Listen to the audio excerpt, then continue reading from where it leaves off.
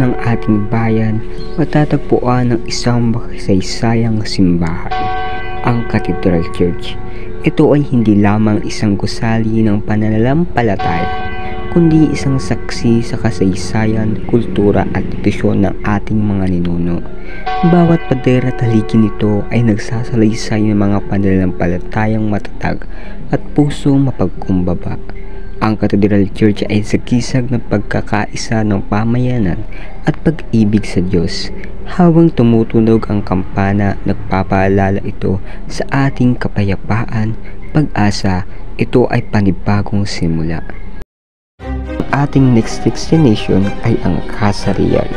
Sa puso ng Malolos, Bulacan, matatagpuan ng isang makasaysayang gusali na patuloy na nagpapaalala ng ating pinagmulan, ang Casa Real Museum.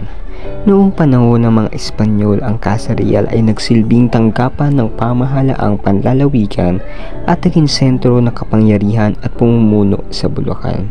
Sa paglipas ng panahon, ito'y naging bahagi ng kasaysayan ng unang Republika ng Pilipinas na nagpatibay sa diwa ng kalayaan ng ating bansa.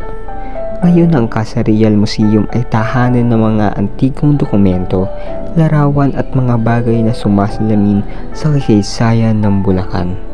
Dito mo rin matutuklasan ang mga kwento ng ating mga ninuno, ang kanilang tapang, talino at pagmamahal sa bayan.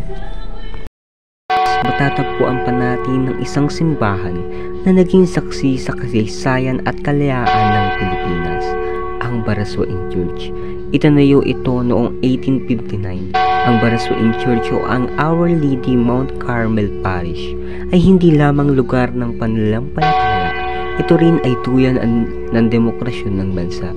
Dito ginanap ang Malolos Congress noong Setyembre 15, 1898, kung saan tinalakay at ipinasa ang unang konstitusyon ng Pilipinas, at dito rin pinahayag ang pagkatatag ng unang Republika ng Pilipinas noong Enero 23, 1899 na pinangunahan ni Pangulong Emilio Aguinaldo. Ang Baraswaing Church ay itinuring din na cradle of the First Philippine Republic at naging simbolo ng tapang, karunungan at pagkakaisa ng mga Pilipino.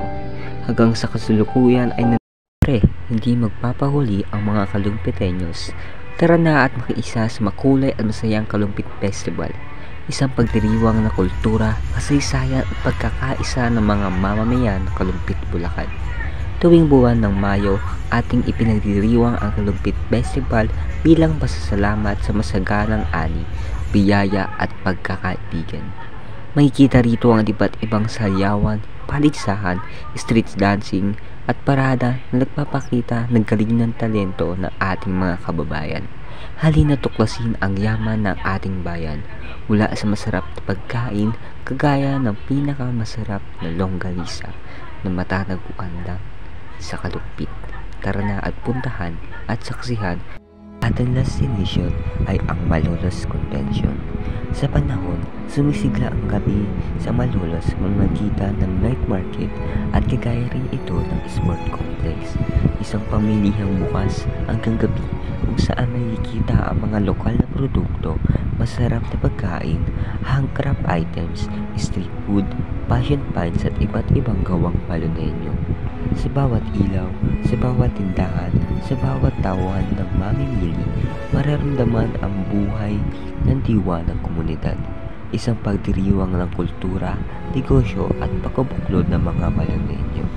Mula sa makasaysayang Malolos Convention hanggang sa masayang night market at naging isa na rin itong sport complex, pinapakita ng Malolos na ang sambayan ng mayaman sa kasaysayan ay maaari rin maging masigla, makabago at puno ng kulay.